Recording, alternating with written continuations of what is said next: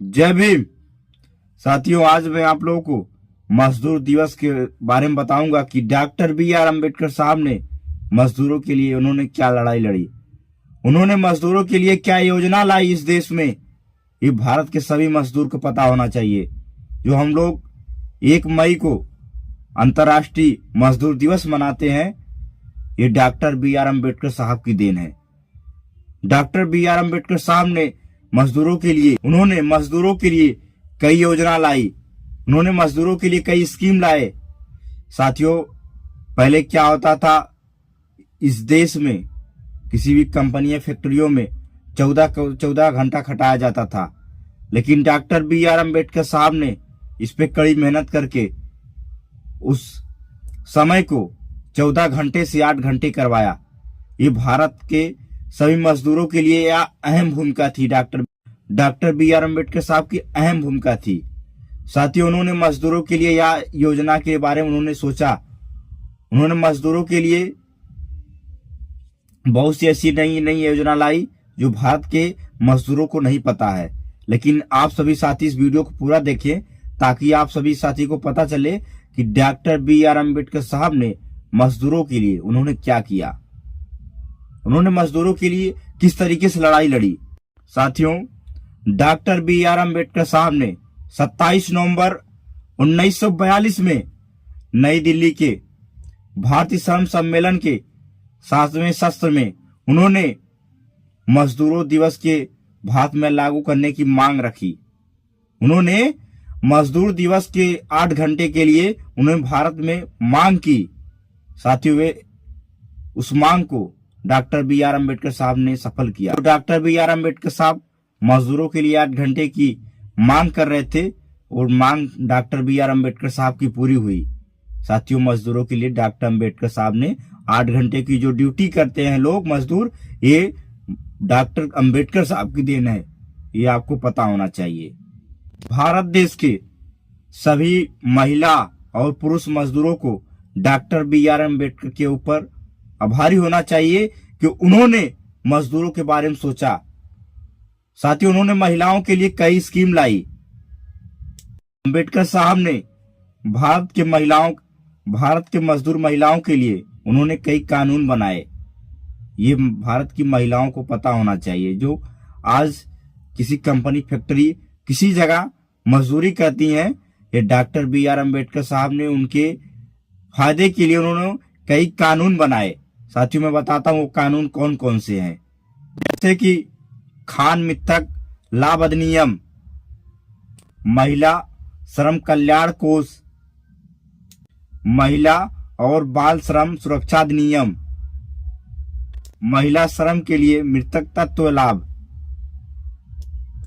और कोयला खदानों में भूमिगत कार्य, महिलाओं के रोजगार कर प्रतिबंध बहाली आदि।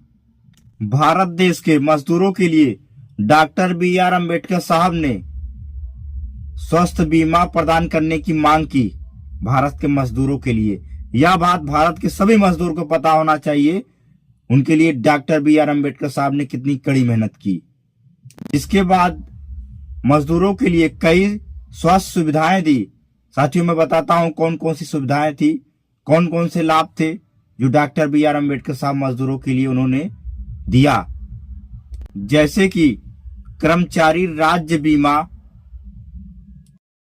और मजदूरों को चिकित्सा सुरक्षा देखभाल और चिकित्सा अवकाश, काम करने वाले किसी भी मजदूर को लगी चोट के दौरान उन्हें शारीरिक अक्षमता और उन्हें मुआवजा प्रदान करना आदि, ऐसी बहुत सी सुविधाएं डॉक्टर अम्बेडकर साहब लाए थे।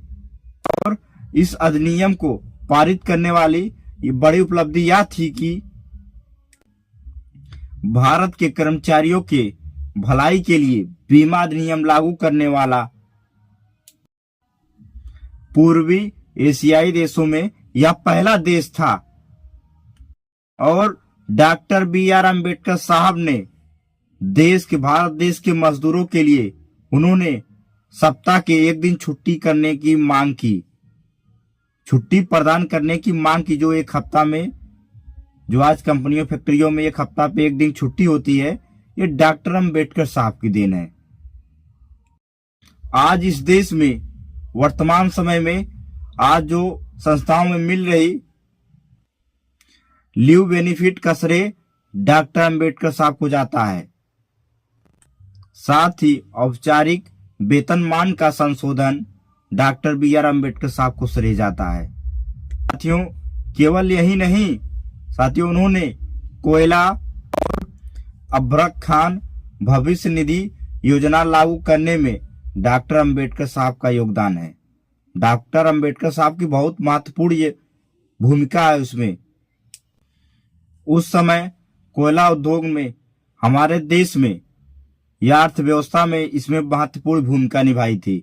ये डॉक्टर अम्बेडकर साहब की देन थी।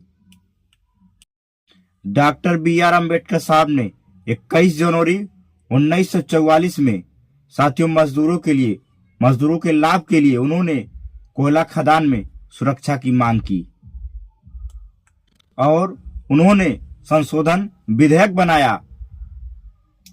वही 8 अप्रैल 1946 को वही अब्रक खान और श्रम कल्याण कोष लाए, जिसमें मजदूरों को आवास, पानी, शिक्षा, सुरक्षा, स्वास्थ्य, चिकित्सा, ये डॉक्टर अम्बेडकर साहब की देन है। और मनोरंजन सहकारी का व्यवस्था डॉक्टर अम्बेडकर साहब ने किया था। ये भारत के सभी मजदूर को पता होना चाहिए, जो आवास, पानी, शिक्षा, मनोरंजन ये पा रहे हैं, डॉक्टर अम्बेडकर साहब की देन है ये। और इसके अलावा डॉक्टर बी आर अम्बेडकर साहब ने बीपी आगरकर के मार्गदर्शन में श्रम कल्याण से उत्पन्न होने वाली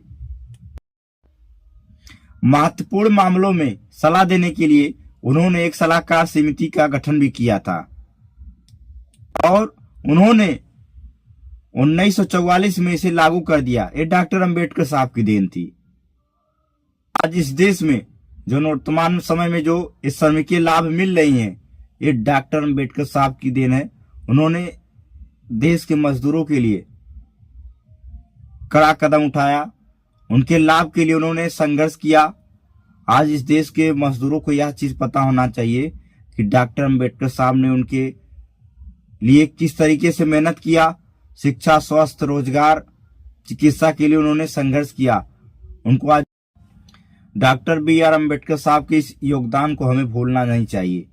ये भारत के सभी मजदूर को पता होना चाहिए कि डॉक्टर बी आर अम्बेडकर साहब ने उनको अवकाश दिलाने के लिए, उनको चिकित्सा दिलाने के लिए, शिक्षा दिलाने के लिए साथ ही उन्होंने कितनी कड़ी मेहनत की। ये भारत के सभी मजदूर को पता होना चाहिए, ताकि उनको ये पता लगे उनकी लड़ाई लड़ने के लिए अम्बेडकर साहब ने क्या किया। उन्होंने 8 घंटे काम करने का समय दिया, महिलाओं के लिए मृतक तत्व अवकाश दिया, महिला श्रमिक कल्याण कोष, महिला और बाल श्रम संरक्षण अधिनियम और पीएफ योजना सभी के लिए लागू की गई। ये डॉक्टर अम्बेडकर साहब की देन थी। भारतीय कारखाना अधिनियम,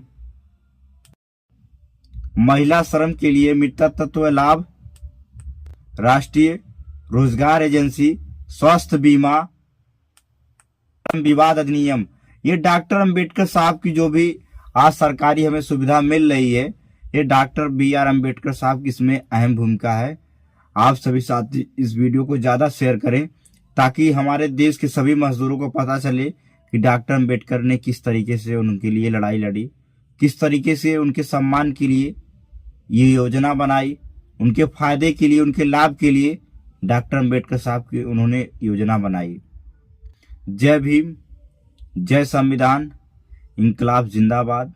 साथियों, आप लोग इस वीडियो को शेयर करिएगा, ताकि हमारे देश के सभी मजदूर को पता चले कि अम्बेडकर साहब कौन थे, उन्होंने उनके लिए क्या संघर्ष किया, क्या लड़ाई लड़ने का काम किया।